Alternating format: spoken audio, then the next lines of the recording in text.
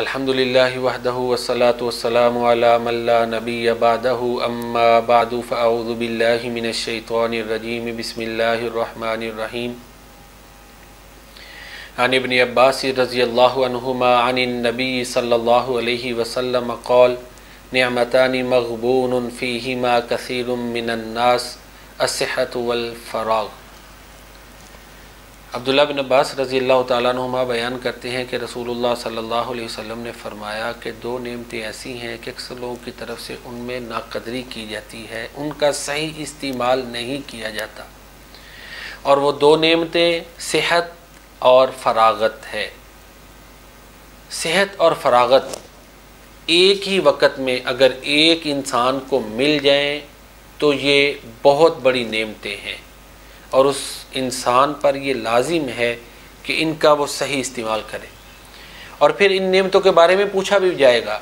एक तो आपने निशानदेही फरमाई ना कि लोग सही इस्तेमाल नहीं करते, और ये नेमतें ऐसी हैं जिनका सवाल होना है। सूरह अत-तकासुर में आता है ना, सुम्मा लतुसअलुन्ना यौमइज़िन अनिन नईम, उस दिन तुम्हें नेमतों के बारे में ज़रूर पूछा जाएगा। तो जिन नेमतों का सवाल होगा उनमें से ये सेहत और फरागत, ये नेमतें भी शामिल हैं।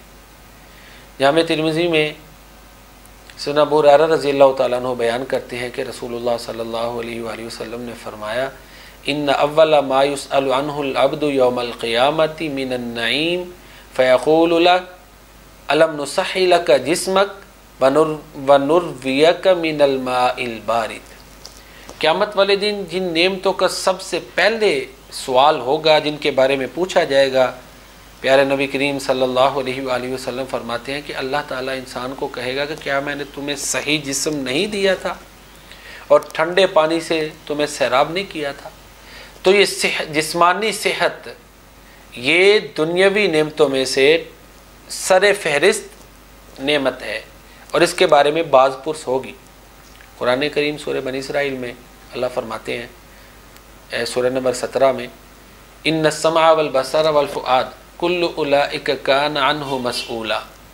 ये कान, आँख और दिल, इन सब के बारे में पूछा जाएगा।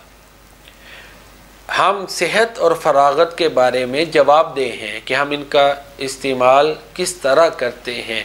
और फिर आपने निशानदेही भी फरमा दी कि अक्सर लोग इनका इस्तेमाल दुरुस्त नहीं करते।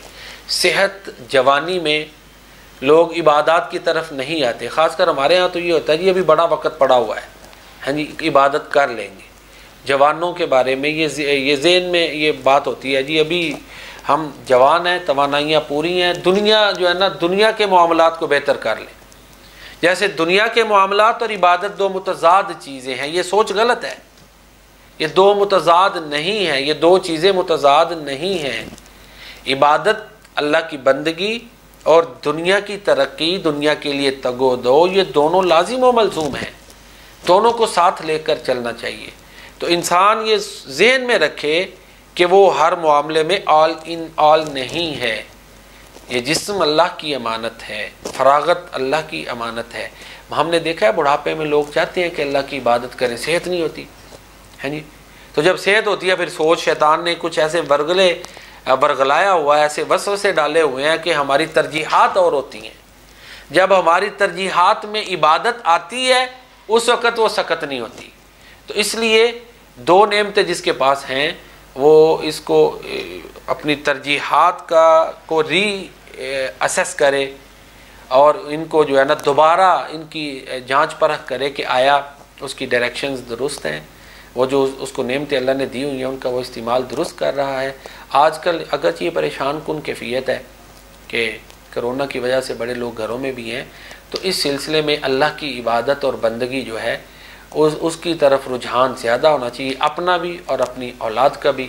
और मांगना भी चाहिए कि अल्लाह इस वबा को ले जा और हमें फ़राखी अता फ़रमा। अल्लाह ताला ने जो नेमतें हमें अता की हैं हम उसकी बारगाह में दुआ करते हैं कि वो हमें सही इस्तेमाल करने की तौफ़ीक़ अता फ़रमाए।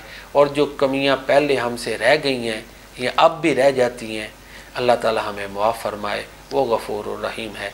वमा अलैना इल्लल बलागुल।